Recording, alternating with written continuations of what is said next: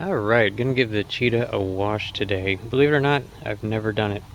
Of course, certainly I've been blowing it off real good, but I've never actually washed it. It is about 2 years old, and so, looking at that dirt level, that's not too bad for 2 years without a wash.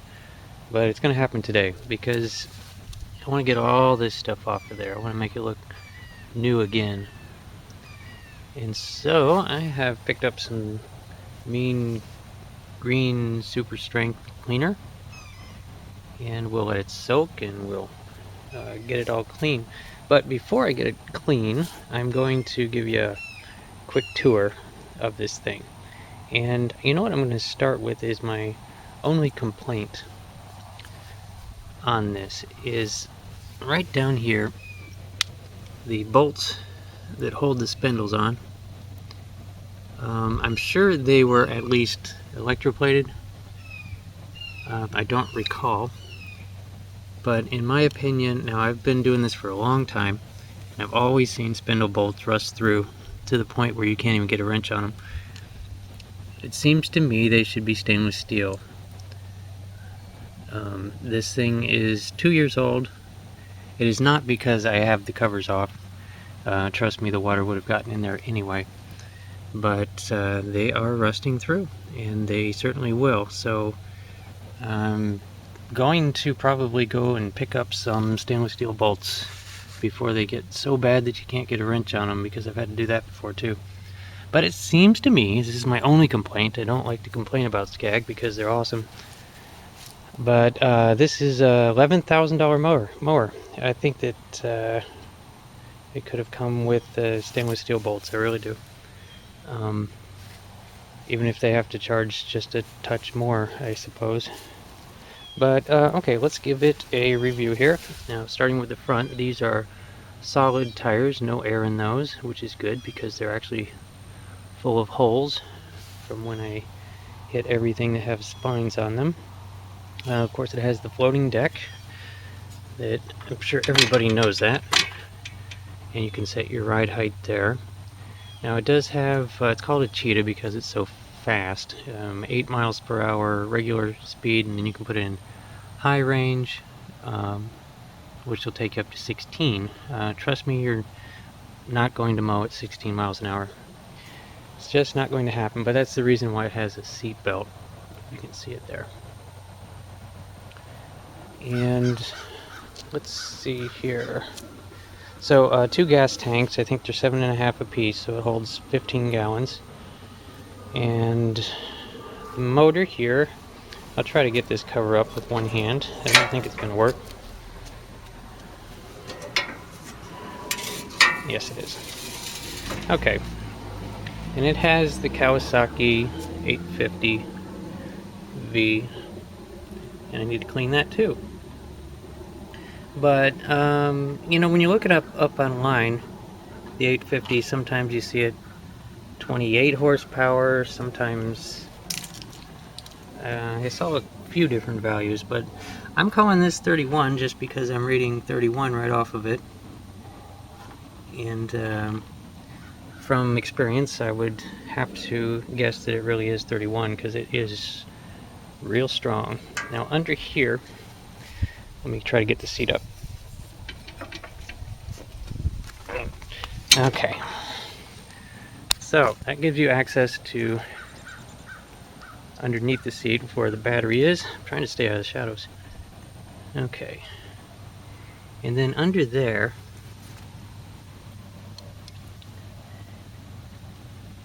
are 2 big fans, and they are running off of a belt right off of the motor here, and those are to cool the transmission, and I'll get under there and show you that in just a moment. But it is nice to be able to fold the seat up and get your access under there. And that's about it for there. But I don't need to talk about the engine at all. I'm positive everybody knows the Kawasaki is the best engine. Now under here, I wanted to show you how they do the, hoping it's showing up. There we go. Okay, now traditionally they always had 4 things in the system. You always would have 2 hydraulic pumps and 2 hydraulic motors that are running the tires, the wheels. Now here they just use 2 units. They use this big all-in-one unit, which is a pump and a motor, and then over on the other side, another one. And yeah, you can bet that's probably expensive when that goes. But then they have a linkage here for shifting between high and low range. And that is how they do that. But yeah, in the 2 years I've had it, nothing is broken on it at all, which is great.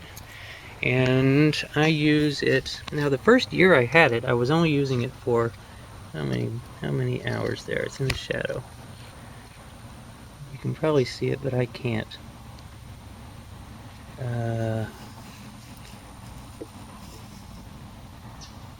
There we go. 599 hours, about to turn 600. Which isn't bad, considering the first year I had it, I barely used it. I only used it for the big acreage properties. Oh, sorry, cars coming by.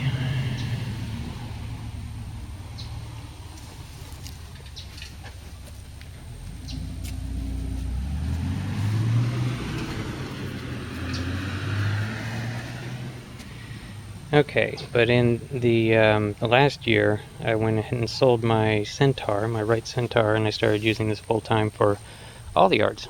So I racked up a lot of hours this year. I would have to guess that probably 400 of those are from this year. But now the only other thing I wanted to show is under the deck.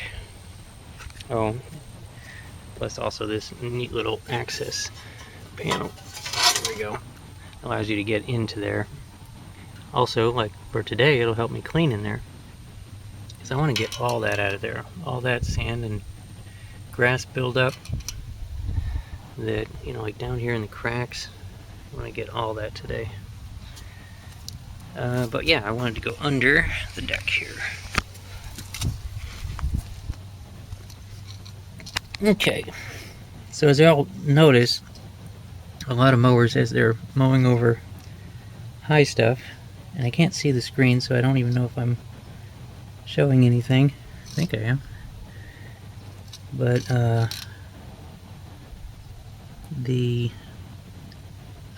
yeah, most mowers, even commercial ones, a lot of times as they're going over the tall stuff will kind of just, the front of the deck will push it over, and then it won't mow it. He like lays it down and then passes over it, and the blades don't impact it. You see, Scag has put a lot of room in front of the blade here. I hope it's showing that. I can't see what I'm filming. But then in addition to that, they've got this extra baffle here, which must have something to do with something. And then that's all under this tapered part of the front of the deck. So that's at an angle there.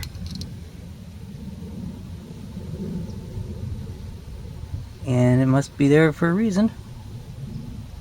But that's why it's able to get all that stuff all in one pass as I'm hitting it.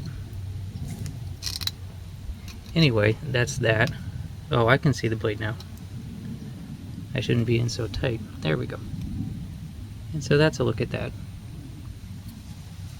Anyway, so that's the quick tour. I am going to spend a lot of time cleaning this and try to get before and after pictures, and try to get it to look practically brand new again. Also going to mow the, also going to clean my other one over there. So I'm going to get started.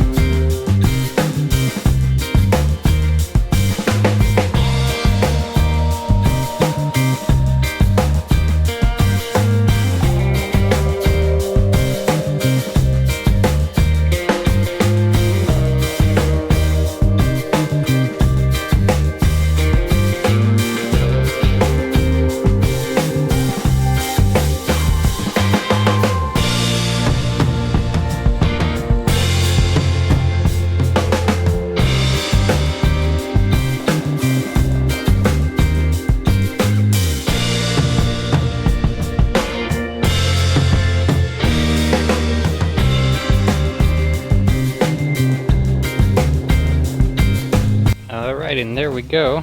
It is clean. A lot cleaner than it's been in a long time.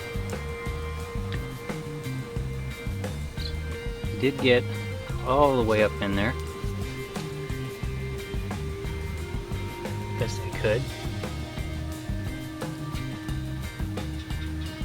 That was all a mess. Of course, now it's hard to wash a mower. This was the worst part. This is where everything comes all wet and grassy out the chute, and it all goes into this wheel. So this was the hardest one to clean. But I don't know, maybe these were the hardest. It's tricky to get to those tiny wheels. But I got them, and you know, didn't quite get everything everywhere. You gotta realize, I mean, this is going out mowing tomorrow, and it's going to get dirty again, but it's nice for it to look better than it has been.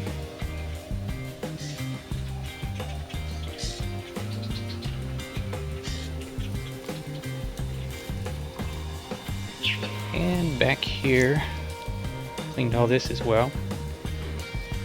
Remember how dirty that engine tag was? Well, you can read it now.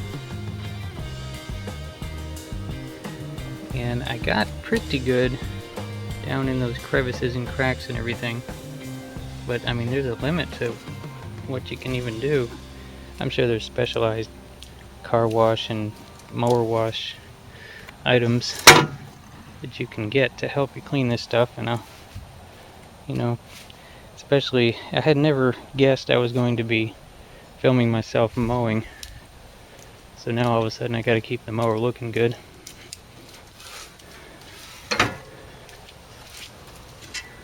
And I will. So I'll hunt down some extra car wash items, tools. I tell you what, it doesn't quite look brand new again, but looks pretty good.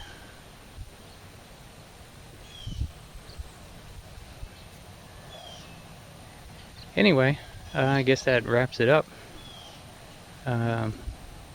Appreciate you watching. Everybody have a good one.